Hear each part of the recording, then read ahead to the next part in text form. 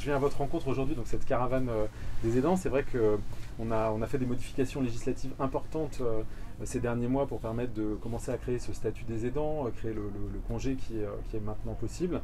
On parle de entre 8 et 11 millions d'aidants en France.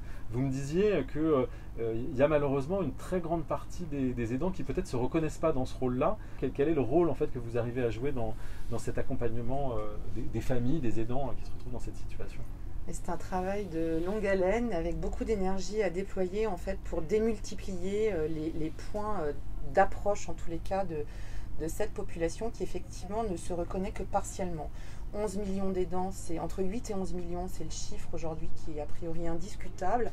On considère qu'on a à peu près la moitié des aidants qui s'ignorent encore. Donc aller sur le terrain avec cette caravane est une des stratégies en tous les cas qu'on a mis en place depuis quelques années.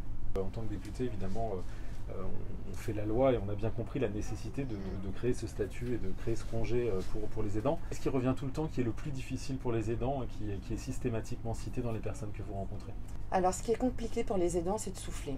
Il faut pouvoir les soutenir pour qu'eux-mêmes puissent continuer à soutenir en fait leur aidé. Parce que si à un moment donné, ce binôme se déséquilibre, c'est quand même une charge. Donc la société a son rôle à tenir, l'aidant a son rôle à tenir, mais pour qu'on puisse l'aider à ce qu'il tienne son rôle, il faut pouvoir le soutenir, lui donner du répit, lui donner du soutien, des solutions en tous les cas pour pouvoir l'accompagner le plus sereinement possible.